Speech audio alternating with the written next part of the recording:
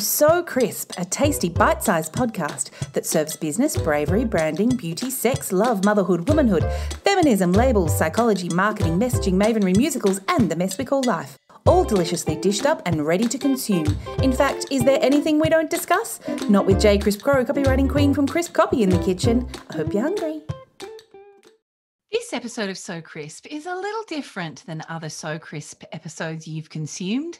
The format is new to me and my team, and that makes it sound super professional. But in reality, it's me and my adult son, who is a whiz at the tech. But I'm confident you'll still be able to follow along. Instead of one live guest, this episode features multiple sets of audio from some really fabulous women. Our guests today are Tori Hushka, Monique Mulligan, and Laura Graves. These guests are all women who made the transition from whatever they were before to published authors and novelists. Some of them even published books recently during COVID. Now, it's no secret I sometimes treat my own podcast like a therapy session, or in this case, a bit of an opportunity to have a massive brain pick. And I thought if I wanted to know how people made a transition from business owner or career woman or mother to published author, perhaps some of you lovely listeners would like to hear about that too. So on with the show. This is Tori. First up, she found herself becoming an accidental novelist, but has always been a writer. Her first published book is a fiction novel, Grace Under Pressure, and the link to buy can be found in our show notes. I tell you, when Tori says she started her first book while recovering from glandular fever after kissing a boy, I actually hollered at my screen, "We're sisters!" which is exactly how I caught glandular fever, which then derailed my life and means now I'm a copywriter and a consultant rather than a musical theatre star. I mean, I'm sure that's the real reason, right? It's not that I didn't have the chops to become a singing sensation. Leave me to my delusions. Let's listen to Tori's authoring beginnings. I asked Tori, were you already a writer? And if so, did your previous experience help or hinder your process? Were you working in another career? How did these experiences help or get in the way? Was there like a transition or a bit of an overlap with both careers? And here's what she had to say. I became something of an accidental novelist. I have one terrible novel that sits in a drawer upstairs that I started when I was 21, all about 21st birthday parties in Sydney. That was sort of a satire. I started writing that when I got glandular fever badly after a boy kissed me and didn't tell me that he both had a girlfriend and Epstein-Barr. So writing was a way to keep me in contact with my friends because I would send them chapters after I was finished. That novel will never see the light of day, but my most recent one came after I had my second child, and I had been sitting on the side of soft play parks for a very long time with both children, just tapping out little notes on my phone and fantasizing about what it might be like to live in a village of women. I said it one day once too often to a friend of mine, and she said, "Tori, can you stop talking about it and can you just write this thing?" And so Grace Under Pressure was born from that. Before that, I was a food writer. So I've published 2 cookbooks and had been doing copywriting for Harris Farm. So there's a lot of food content in Grace Under Pressure. Originally, there were recipes peppered the whole way out it. These days, it's more there in the chapter titles. There are some in the back of the book, but clinging to the clutch of that I was once a food writer was one of the ways that sort of gave me some confidence to breach slowly into fiction. And now I think that there's a really nice marriage between the two of them. Laura Graves is a multi-award-winning author and started her professional career writing as a journalist. She's now full-time as a writer with 9 books under her belt. And here's a little of her answers to the same questions. Where did you start? Did you know about writing? What was the connection between your old job and your authoring one? I also asked her about what her best decisions have been. Take a listen. Yes, I was already a writer. I've been a writer for hire my entire professional career. I got a journalism cadetship on a daily newspaper literally weeks after I finished high school. So I was such a baby. I'd turned 17 in October, and then I started my cadetship in January. So, I mean, I was a literal child. I look back now and think, oh, I was so little and so naive and, full of the wonders of the world.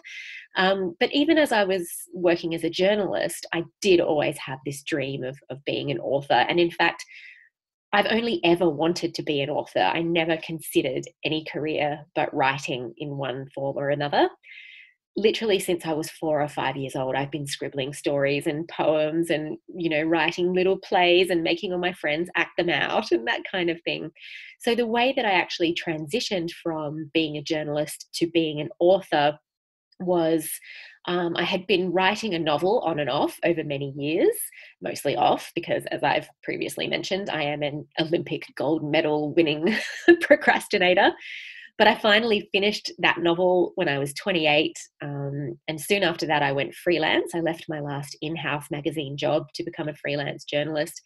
And I put the novel in a drawer, really mostly just happy to have finally finished it. A little while later, a friend of mine published a romantic comedy novel through Penguin, and I read her book and loved it and thought, that manuscript that I've got in my bottom drawer is stylistically kind of similar to this book in terms of it's a romance, but it's funny as well, and there's other things going on beyond just the love story. So I pulled it out of the drawer and I sent it off to Penguin. And when I mean I pulled it out and sent it, that's what I did. I didn't reread it. I didn't polish it. It had been in a drawer for 5 years and I didn't update any of the pop culture references or anything. I just sent it off. And then they rang me and I thought it would be to say, hey, we liked it, but it needs a ton of work, which would have been entirely understandable because, it had been in the drawer. But they said, we want to publish it. And I was like, but what? I mean, I was literally speechless, which, as you may have gathered so far, is not my usual state of being. So it was incredibly delightful and shocking in the best possible way. And, the rest, as they say, is history. 9 books later, I'm still going strong. So there was a transition or an overlap. I continued to do freelance journalism for several years. But now I'm at a point where I'm a full-time author and I could not be happier about it. So there's a running theme here, writers becoming authors. This is Monique Mulligan speaking about the skills that journalism gave her before becoming a published fiction author. I've always been a writer in some shape or form since I left school.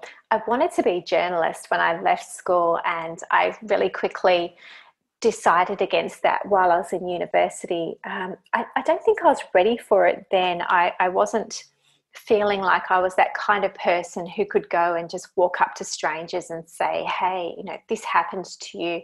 Can you tell me how you feel about that?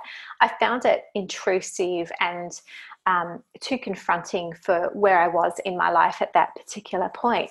But life often goes full circle. And so in my 30s, I became a journalist and spent quite a few years working as a journalist and then a news editor.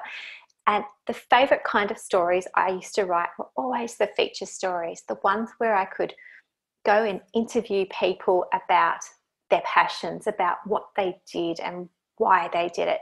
Whether it was their prize-winning cats or their beautiful garden or something like that, the cakes that had won prizes at the Royal Show. Those stories, when you see people talking about something that makes them happy, they were my favourite kinds of stories to write. And I went from there into publicity and marketing, and I'm still working in marketing now part-time. I suppose if I look back at my career as a journalist, and how it's helped me as a writer now, of course it helps you because you're curious and you're always looking and watching and observing people and things around you. So I think it definitely helps me in terms of observational skills and I suppose getting to know people and looking for what is the real story here. Asking questions as well. Those are skills that journalism really gave me and have helped me with my writing. But I did find journalism to be less of a place where I could be creative. And so when I felt that urge to seize the day and to start to write creatively, it was around the time when I actually moved from journalism into another stage of my career, which was the publicity and marketing. And I just found journalism didn't work with my family life. It was very high pressure. We had 4 teenagers at home. So this working with publicity and marketing just gave me a chance to work more from home and to have more time for my family, but then to open up some space for writing creatively. I started with short stories and wrote some short rom-coms for anthology, which were fun to write. And I think if I was going to write more romances, it would definitely be rom-coms. But it's not what I wanted to write. I also wrote some children's books. I wrote 3 children's books, actually. One of them, probably the best known at the moment, is called Fergus the Farting Dragon. And sometimes I think I'm always going to have that book about a farting dragon following me around everywhere. And I think, oh gosh, was it a mistake to write under the same name, put my novel under the same name as my children's books? But I made the choice to just own that and to go with it. And I don't know that it is a mistake. Sometimes I think, hey, am I undermining my credibility? But then when I see the way children respond to that particular book, I think, look, they love it. They still love this book. It's still getting sales. Just go with. Of course, I'm still working in marketing, and that's come in handy for me for releasing a debut novel, because there's certainly contacts that I have that, you know, have made that for me maybe in some cases a little bit easier than people who are starting, you know, with no marketing experience at all. It's a funny thing. You learn to seize opportunities, don't you, when you're marketing yourself? Even if you don't want to put yourself out there quite as much, you have to. And you really have to stop hiding and say, hey, look at me, look at my book. And you've got to keep on doing it and find different ways and learn when one way isn't working and when you've got to try a new way. I'm lucky I've got some skills in that area, and that's helping me. Okay, but there's still a pretty decent jump between journalist or content writer or marketer to figuring out what and how to write an entire actual book. I wanted to know some details about that process, and these amazing women were happy to help me understand how they did it. I asked them, what was your process when writing? Did you hire a coach? Did you take a course? Did you just fly by the seat of your pants? Did you plot out every chapter or just start writing from the beginning? And what kept you going and being super consistent? Here's Monique again. She is an author, an interviewer, and a founder of the Stories on Stage program. Monique's newest book is called Wherever You Go. And of course, the link to Snaffle that is in our show notes. Listen to what Monique has to say about having a one-sided argument with a book she purchased right before she actually started writing this novel, and what keeps her really consistent. I didn't do a course. I didn't hire a coach. I just jumped right into writing.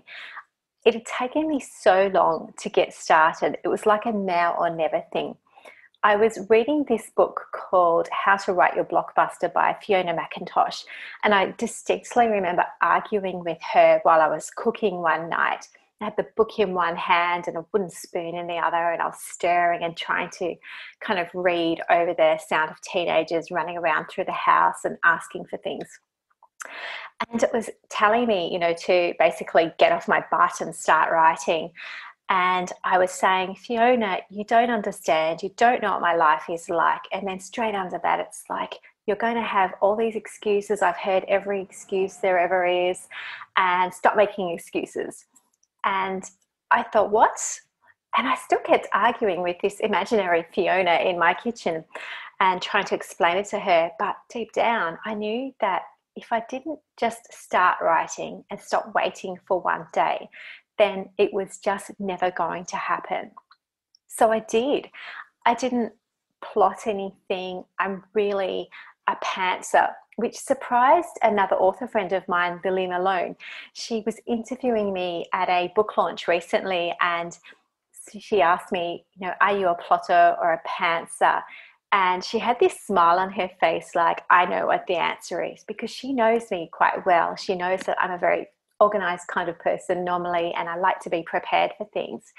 And she was just gobsmacked when I said, no, I'm actually a pantser, especially for this particular book, my first book. And it's because I just wanted to write organically and let the story flow. And here's Laura. So I started out as a journalist. I've worked for newspapers, magazines, websites. I've done one-off editorial projects. I've done every kind of writing you can imagine under the sun for more than 20 years. And now I write books full time. So my process for the various kinds of writing has been a little different. When I was a journalist, I would always receive a brief, or I would generate a story idea on my own, and then I would write to very specific kind of parameters, always hitting a deadline, essentially doing as I was told by the editor or the boss.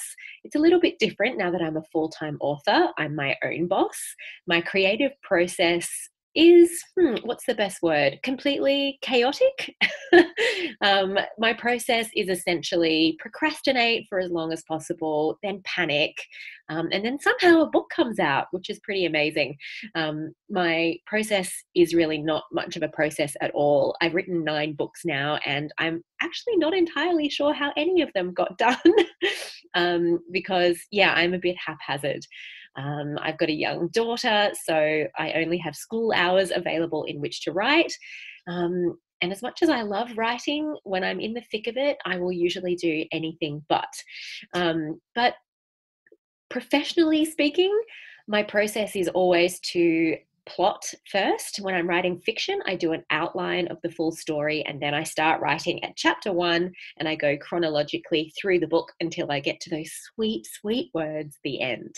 When I'm writing nonfiction, I do all my research and all my interviews first, and then I start writing. I know a lot of writers do the research and the writing simultaneously. For whatever reason, I can't work like that. So that's my process, such as it is. And somehow the work gets done. It's pretty amazing, really. Okay, so that sounds extraordinarily similar to how I create everything, including courses, client work, and anything I write for myself. I mean, I feel pretty buoyed by my personal process and the fact it doesn't have to change that much to be able to publish an actual tangible book. Laura, you've just given me and people like me a little spark of hope. However, Laura doesn't do a vomit draft. Big gasp. Crisp Copy alumni and Showstopper sales page writers will have heard me talk about this, the vomit draft. I find it so helpful, but it's fascinating to hear Laura talk about editing as she writes. The way I work, I often hear writers talk about doing a vomit draft first. So their first draft of any book or any project is literally just about getting the words out of their head and onto the paper or the screen in some kind of order. And then they go back and make it good. They edit it and they fix it. I personally don't work that way. I like my first draft to be as good as it can possibly be. And I think that's because of my background in journalism. I always had to edit as I went along as a journalist. I didn't have the luxury of doing drafts. I had to just kind of bang the story out and get it in by deadline. And so I approach writing books in the same way.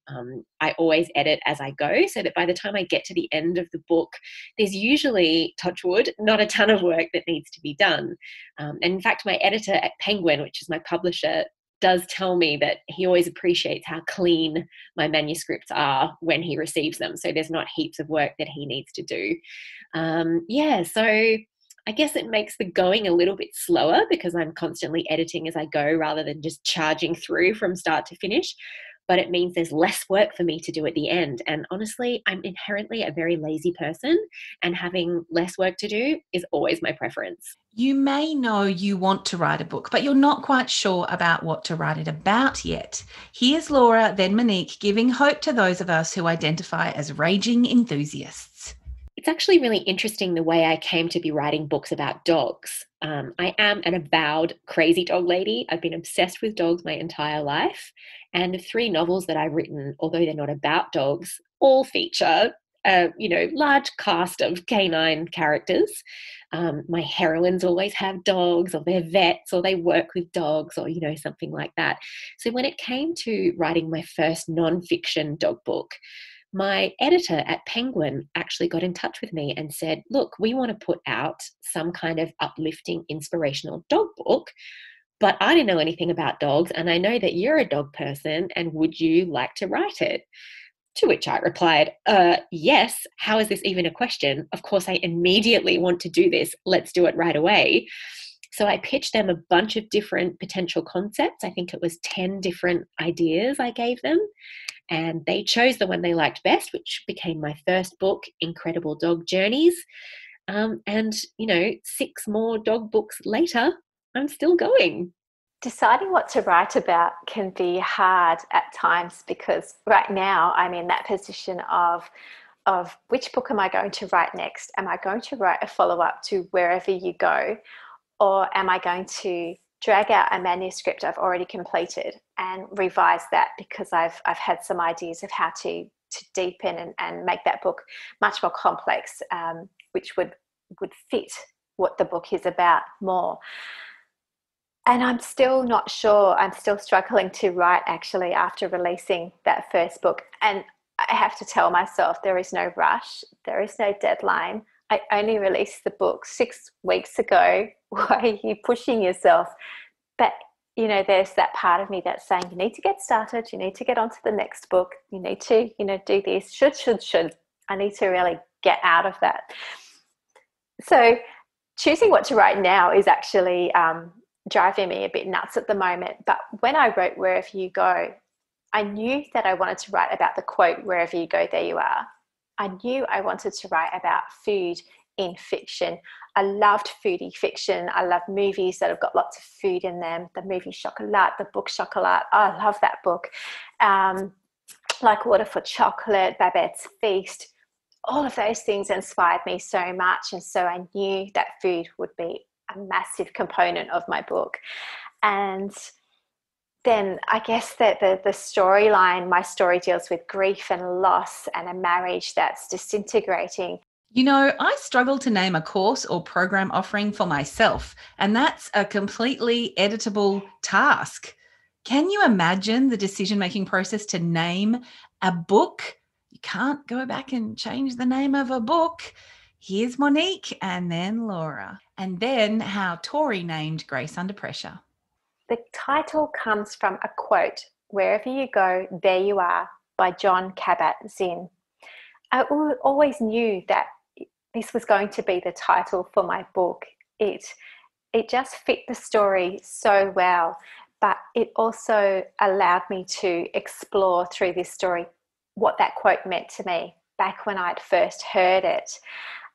It's a quote that really resonates with me, because it talks about you can run and you can try to hide from the things that have hurt you and given you pain and the baggage that you carry, but it always comes with you and it always catches up with you if you don't deal with it, if you don't find a way to live with what you've been through.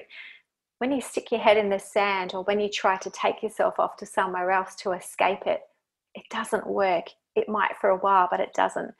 And that concept was one I really wanted to explore with this book. So I did. I've actually written 9 books, 3 romantic comedy novels, and 6 non-fiction collections of real-life stories about amazing dogs. My latest book is called Extraordinary Old Dogs, and it kind of does what it says on the tin. I mean, the name is pretty reflective of the content of the book. There's 15 stories in there, and each one of them is about a real dog, a senior canine who's done something amazing with their life. So the way I name my books is I try to come up with something a little bit snappy, a bit catchy, but that also really clearly sums up what the book's about. Grace had quite a few names before it came to be called Grace. It's the story of a group of harried mums on the northern beaches of Sydney who ditch their spouses and start living together in a commune. In the beginning, one of the versions was the Poppy Seed Commune, the Mummune, and I think even 65 Dick Street. God knows why. Grace Under Pressure came to be the title because Grace was the protagonist's name, and then secondly, because it really conveyed the only option available for the characters. Just as an aside, if anyone wants to set up a Ma commune with me, 63 Dick Street is calling us. Plenty of us want to write a book, but most of us don't. So what do these women have in their kind of driving force arsenal that got them and then keeps them going? Firstly, here's Monique, and then Laura.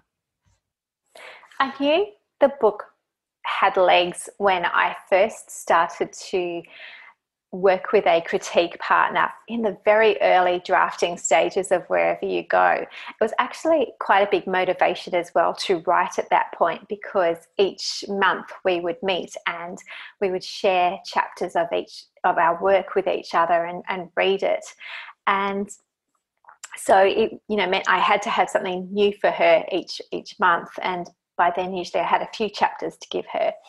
And Maureen is one of my really good friends, and she was just this absolutely gorgeous person to have as a critique partner, because she makes you feel really, really good about what you're writing. But she would read my chapters and she would look up and her eyes would be shining with tears, and she just had this kind of sobby voice, and she'd say, "Oh, Monique, I just love how you wrote this part here."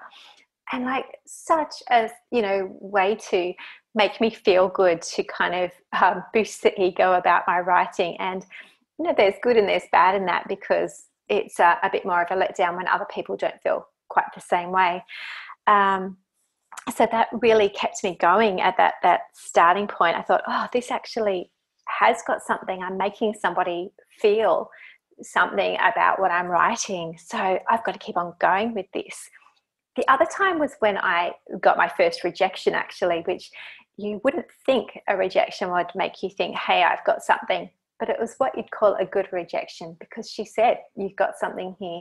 This is beautiful writing. There's a great story here, but it needs more work. It's not ready yet. So to me, that really gave me that courage to just keep on going. It's a different story with every single one of my books. That first romantic comedy novel that I published was inspired by something that had happened to me. The book isn't, autobiographical. Nothing that happens in the book is how the situation actually unfolded. But a situation that I experienced in my own life gave me that kernel of an idea, and then I developed it into a story. My latest book, Extraordinary Old Dogs, was inspired by my old dog, Tex. He's 13, and he has a laundry list of medical issues, including, but very much not limited to, leukemia, epilepsy, and an incurable lung disease, my poor darling baby boy. And one afternoon I was trying to get him to take a pill and he wouldn't take it. And so I was trying to hide it in various foodstuffs to encourage him to take it. And it suddenly dawned on me that so many people just wouldn't bother with this kind of rigmarole for a dog. So many people would just abandon that dog, or worse, have that dog put down, which makes me shudder at the thought. And I just thought, that's so sad, because sure, he's old and he's ill, but he has a beautiful life and he does so much for me, and he has so much to offer the world. And I knew in that instant that I needed to share the stories of other old dogs that are doing incredible things. And so Extraordinary Old Dogs was born. I believe most of us have at least one book in us, but how do we know it's going to be any good?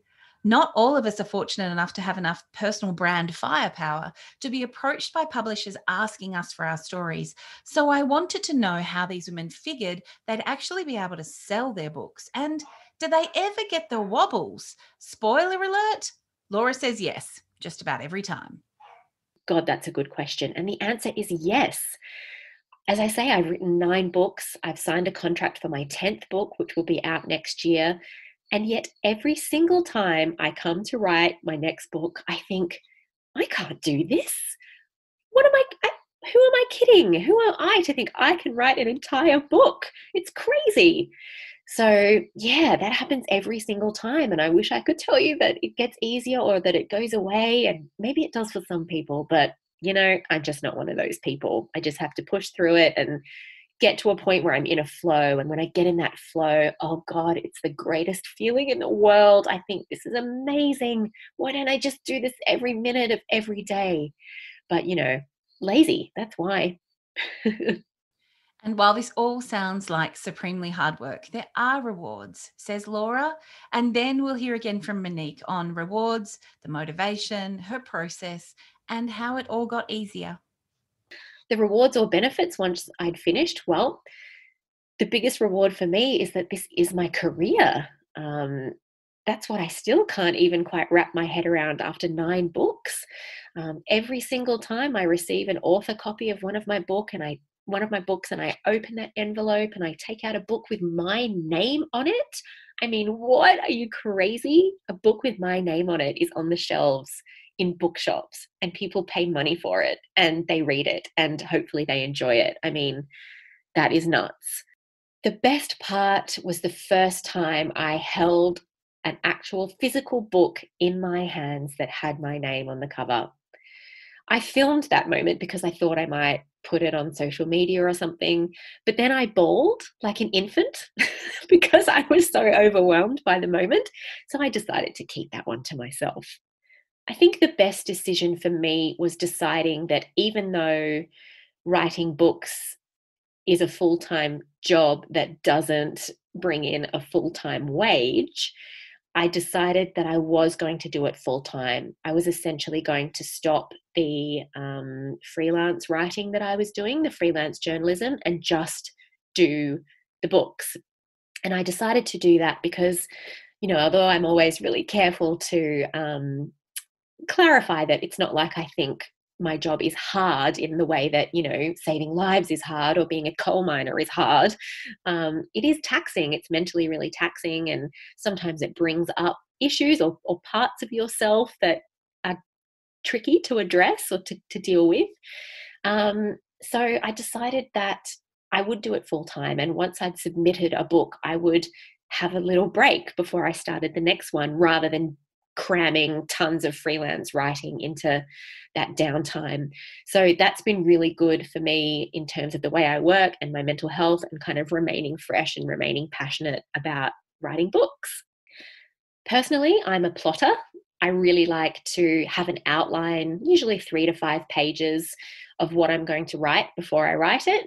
Or if it's nonfiction, I do a couple of paragraphs of an outline of each of the real life stories that I want to include in one of my book, which just is a handy reminder of, the key beats that I want to hit and, the emotional turning points and the story arcs. So I know some people are pantsers. They just, write and make it up as they go along and write as they feel.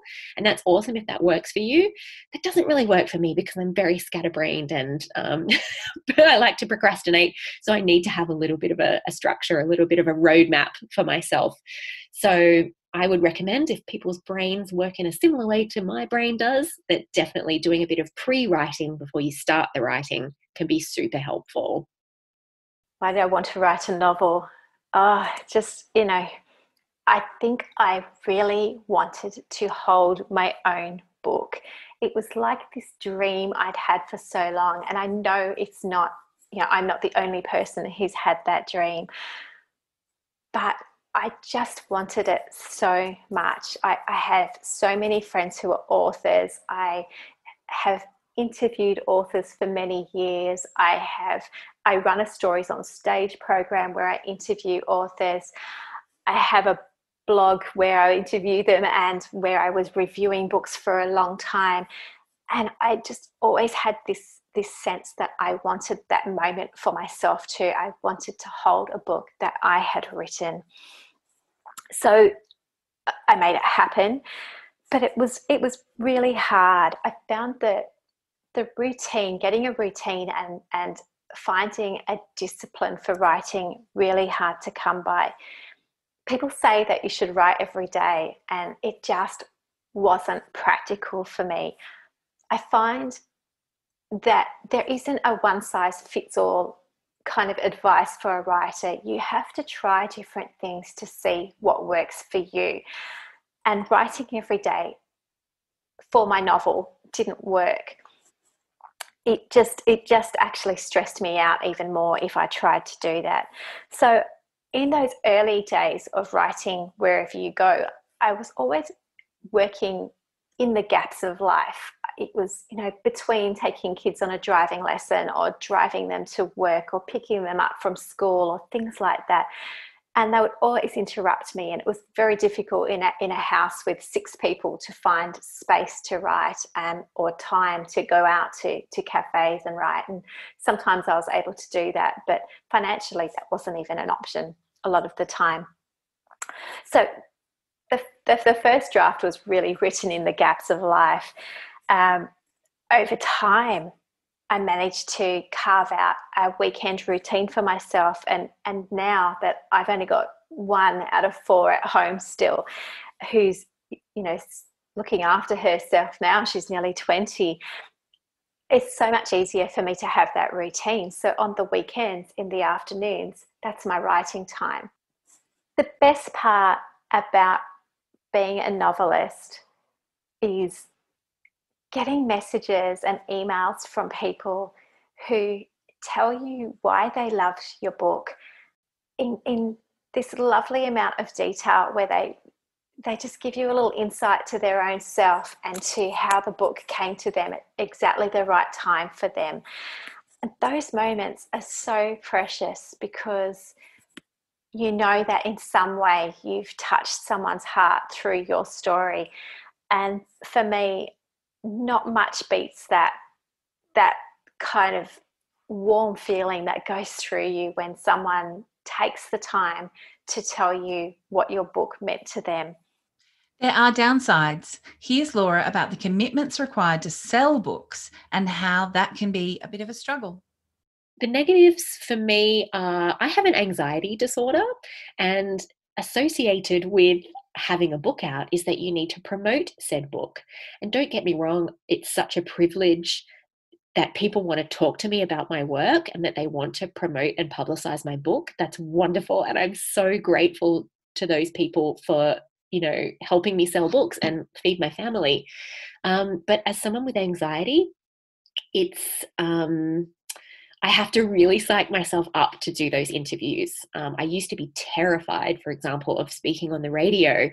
I'd go on TV and have no problem, but being on the radio just scared the bejesus out of me. So it's taken me a number of years to work through that, and I still get nervous before any interview that I do. But I'm through practice, through flexing that muscle, I'm getting better at it. So that could be construed as a negative.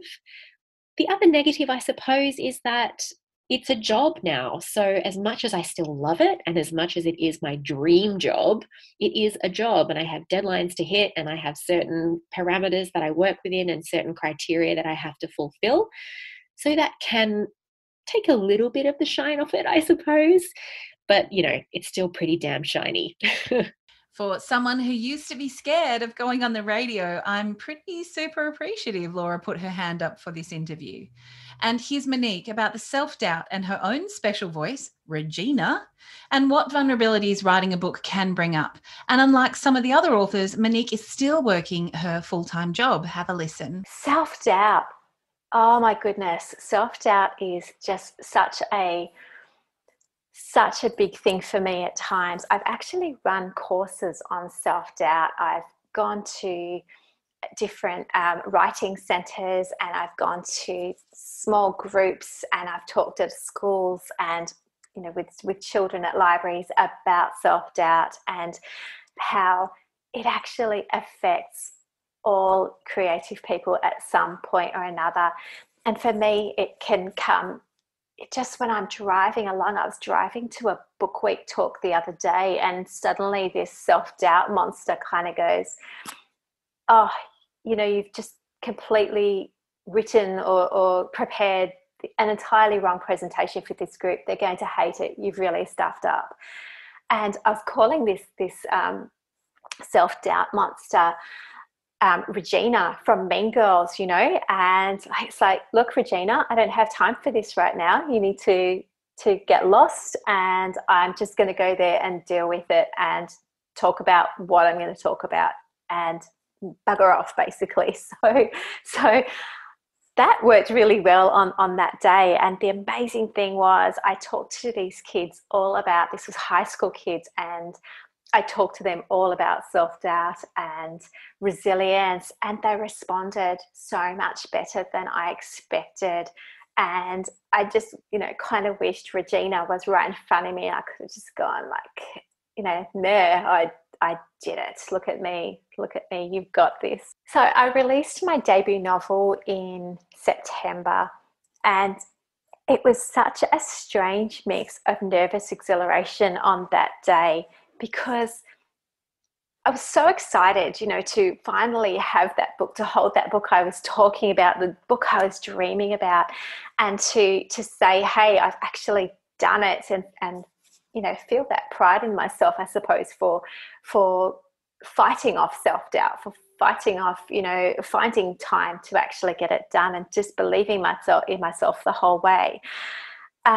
But then, of course, there's that vulnerability, because you have to let go of your book. You have to put it out there into the world, and it's out of your control what happens next. Logically, you know that some people are going to love what you wrote. You also know that some are going to not love it. And let's face it, that's entirely fair. You don't love everything that you read. You don't love everything that you eat, that you drink, that you watch. So why should everyone else? But of course, you can say that to yourself, but when a review comes in that's negative or mean, or some troll gets hold of your book, then it's really hard. You've really got to work hard to remind yourself of hey, not everyone's going to like your book. Toughen up. My book is still finding its way at the moment. I released it in September. It was a really difficult time to release a book in one way, because everybody was releasing books. They'd all been held off due to COVID, and suddenly Craig Silvey, Trent Dalton, lots and lots of other people were releasing these blockbuster books everyone had been waiting for months. And so that makes it really hard when you're and coming from a very small press, and you've got to try to get yourself seen in this, you're like that little fish in a great big river. But you know what? I just kind of look at it that my book is like a slow cooking dish that's on the stove, and this aroma is just slowly being released out, and people are coming by and saying, what's that? That smells good. I want some of that. And that's kind of how I tell myself to think about my book. It's not going to make $1 million straight away, Dad. It's just not. But it's going to make an impact on some people. And I'm getting this feedback that just warms my heart, and just has made all the tears, all the years worthwhile. I think one of the other things that's difficult is, because my book was indie published through Pilyara Press, which is a collective of authors, you feel sometimes like you're getting dismissed as if it's not gone through the proper rigorous kind of editing and process as, say, a book from a traditional publishing house, which in the case of this book and all the books published by Pilyara Press, that's entirely incorrect, because it has a very rigorous process with many eyes on each book. But there's that perception, isn't there, that indie publishing is not as good, and that's really hard to sometimes have to face all the time.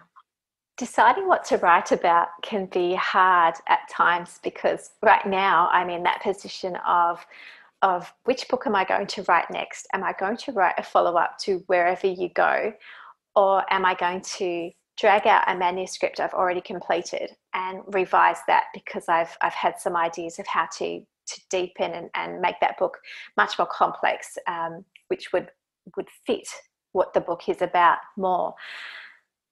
And I'm still not sure. I'm still struggling to write, actually, after releasing that first book. And I have to tell myself there is no rush. There is no deadline. I only released the book 6 weeks ago. Why are you pushing yourself? But, there's that part of me that's saying, you need to get started. You need to get on to the next book. You need to, do this. Should. I need to really get out of that. So choosing what to write now is actually driving me a bit nuts at the moment. But when I wrote Wherever You Go, I knew that I wanted to write about the quote, "Wherever you go, there you are." I knew I wanted to write about food in fiction. I loved foodie fiction. I love movies that have got lots of food in them. The movie Chocolat, the book Chocolat. Oh, I love that book. Like Water for Chocolate, Babette's Feast. All of those things inspired me so much. And so I knew that food would be a massive component of my book. And then I guess that the storyline, my story deals with grief and loss and a marriage that's disintegrating. It came from a newspaper article, which, you know, is not really that unusual for someone who's a former journalist to find inspiration in something like that. Finally, the best decisions these women have made as part of this book authoring process, and any last tips. Here's what Tori and then Laura and then Monique had to say about some lessons learned. A really great decision that came for me was probably in about draft 3 or 4, when my agent had taken the first look at it and told me to take all of the recipes that I had peppered throughout Grace Under Pressure out. I'd been leaning on them really heavily as a narrative device, I think because I was uncomfortable making a direct transfer from being a food writer and a cookbook writer to being a fiction author. So I was really using them as a crutch. The recipes were things that were written by the protagonist, Grace, as she traced her pregnancy going from a size of a poppy seed to a pumpkin. So there was a recipe for each week of the pregnancy, which is fine, and the recipes exist and they're great and they're delicious, but they really took the reader out of the story. And as soon as I freed myself from that kind of constraint, the voices of the other women in the book really came out more. And I think if I hadn't have had my agent say, no, they don't belong there, and this is fiction, and just go for it, then it would be a much, much poorer book than it is today. I think the best decision for me was deciding that even though writing books is a full-time job that doesn't bring in a full-time wage, I decided that I was going to do it full-time. I was essentially going to stop the freelance writing that I was doing, the freelance journalism, and just do the books. And I decided to do that because, you know, although I'm always really careful to clarify that it's not like I think my job is hard in the way that, you know, saving lives is hard or being a coal miner is hard. It is taxing. It's mentally really taxing, and sometimes it brings up issues or parts of yourself that are tricky to address or to deal with. So I decided that I would do it full time, and once I'd submitted a book, I would have a little break before I started the next one, rather than cramming tons of freelance writing into that downtime. So that's been really good for me in terms of the way I work and my mental health, and kind of remaining fresh and remaining passionate about writing books. Personally, I'm a plotter. I really like to have an outline, usually 3 to 5 pages of what I'm going to write before I write it. Or if it's nonfiction, I do a couple of paragraphs of an outline of each of the real life stories that I want to include in one of my book, which just is a handy reminder of, you know, the key beats that I want to hit, and, you know, the emotional turning points and the story arcs. So I know some people are pantsers. They just, you know, write and make it up as they go along and write as they feel. And that's awesome if that works for you. That doesn't really work for me because I'm very scatterbrained and I like to procrastinate. So I need to have a little bit of a structure, a little bit of a roadmap for myself. So I would recommend, if people's brains work in a similar way to my brain does, that definitely doing a bit of pre-writing before you start the writing can be super helpful. Part of being a writer and writing a novel means making lots and lots of mistakes, Jay. It's, you know, I've made so many mistakes, and I could even say that not really plotting at all was, I wouldn't say it was a mistake, it's how I had to learn. But my goodness, I could have maybe saved myself a lot more rewriting if I had structured it a little bit more in the beginning. But, you know, other mistakes, probably sending my book off to agents before it was fully ready. You know, you've got people who are reading it, and I'm talking about people who've been published authors, and they're saying, this is great, I would send this to an author now, to an agent now. So I did. And then suddenly it would be, no, this book's not ready for publication yet because it hasn't got enough conflict. It's, you know, not enough is happening in this story. There's not enough layers. That was the feedback I got multiple times, Jay. It was so disheartening at times because on one hand, people were saying, I think this is ready to send on. And on the other, I'm being told it's definitely not ready. For me, the best decision I made during the process of writing Wherever You Go was accepting an invitation to be part of Pilyara Press. Let me tell you a bit about Pilyara Press. It's this amazing collective of women, like a sisterhood, women who have, most of them been traditionally published authors, who are very highly skilled in different areas of writing. There's somebody who's been proofreading and editing for over 30 years, another person who's got decades of editing experience, and so on, you know, copy editing and public relations experience. So we're all bringing to the table these skills that we share. So somebody structurally edited my book, someone else copy edited my book, someone else proofread my book, and then it was formatted by another person. And we've got a wonderful male team member, an honorary male team member who does the public relations for us and reaches out to newspapers on our behalf. And to have these kind of skills there, and we're all working together and helping each other, is such a wonderful thing to do. I'm so fortunate to have this team, to be part of this team, but to have this team, you know, they've all got my back. I'm just thrilled that that opportunity came my way. I sometimes think, like, how do you turn an idea into a story? And when I look at trying to write another book now, I sometimes have this thought, like, how do you write a book? And I can hear the ridiculousness of that question because I have a book that's published, but I'm at this kind of point in my head right now where it's not clear to me where I need to go next, or even where I want to go next with it. And so I'm finding taking that idea to that next level of turning it into a story to be quite difficult at the moment. And maybe that's because it's not the right time for me. But when I was working on Wherever You Go, and when I've worked on manuscripts, other manuscripts before, I just find you make notes wherever you can. If you are, you know, got your phone nearby and you're able to make the notes on the phone, speak it into the phone and record it if you have to, if that works. I have done that before, where I've been talking into a voice recorder as I'm driving to work and just rambling on about some idea I've had. And then I write those ideas down later when I've got the chance to write them on napkins. I've done that before too. Just keep a note of all the ideas that you have and then test them out. Don't be afraid to test out those ideas. I was afraid. I had a structural editor who would say, I think you should do this. What if you do this? And I'd be thinking, no, I can't do that. But she'd say, just go and write this chapter like this anyway and see what happens. And so I would.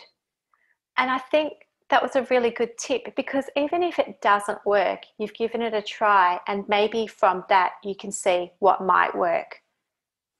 So just write these things down when you can, and don't be afraid to try something a little bit different and see where it takes you. I sincerely hope you've loved hearing from these talented women as much as I did. These three powerhouses responded to a call out I made live on social media. So just because they all have something in common, which is they were all working writers before becoming novelists, that doesn't mean it's the pathway all future writers listening to this episode need to take.